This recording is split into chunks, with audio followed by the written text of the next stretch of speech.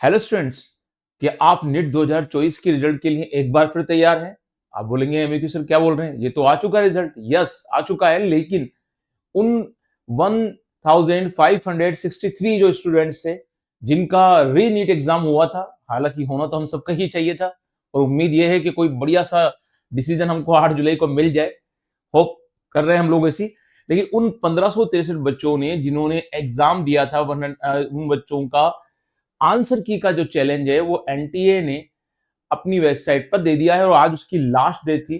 तो 29 जून को 11 बजे तक वो डेट फिनिश हो गई है और उम्मीद है कि बहुत जल्दी उसका रिजल्ट आप लोगों को आंसर की फाइनल रिजल्ट आ जाएगा। तो अभी एक आइडिया हो जाएगा कि इन बच्चों ने जिन्होंने ग्रेस मार्क्स लिए थे, इनके मार्क्स कम हुए हैं तो कितने कम हुए और बड़े तो कितने बड़े। होपफुली जो सभी होगा, हम उन 1563 बच्चों के खिलाफ नहीं है, ठीक है।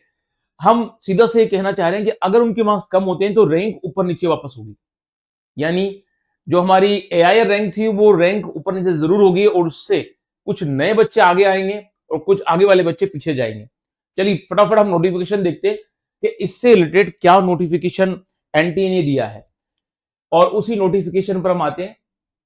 नोटिफिकेशन यही है कि आंसर की से रिलेटेड बात है और ये एक नोटिफिकेशन है जो 28 जून का है और इस नोटिफिकेशन में बात की गई है कि जो रिलेटेड चैलेंजेस है प्रोविजनल आंसर की के, ठीक है, वो चैलेंजेस के लिए डेट दी गई थी, आपको मालूम ही है। और इस डेट में ये कहा गया है कि जो प्रोसेस और एक्टिविटी है आंसर की चैलेंज है या रिकॉर्डेड रेस्पॉन्स चैलेंज है, उनकी जो प्रोसेसिंग फीस है वो फीस दी गई है। लेकिन हमारे लिए मेन जो चीज है वो क्या है, 28 जून की जो डेट थी उसमें स्टार्ट हुआ था आंसर की चैलेंज का और 29 जून को 11 बजे तक, ठीक है, वो टाइम दिया गया है।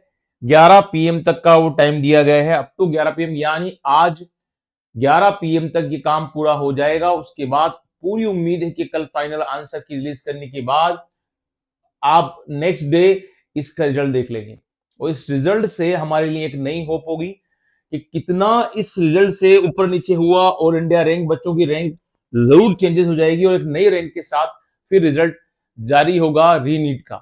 ऐसे भी हम 8 जुलाई का तो वेट कर ही रहे हैं, तो उसमें तो हमें कुछ मालूम पड़ेगा ही सही, लेकिन यहां इस डेट से हम लोगों को आइडिया हो जाएगा कि क्या कंडीशन है आगे। तो इसमें कुछ और नोटिफिकेशन नहीं है। The facility the candidate scan image of OMR answer sheet has been sent on the register email ID, जैसे का प्रोसेस हमारे साथ था 2024 के मेन नीट एग्जाम में, वही प्रोसेस यहां बतलाया गया है और कुछ नया नहीं है।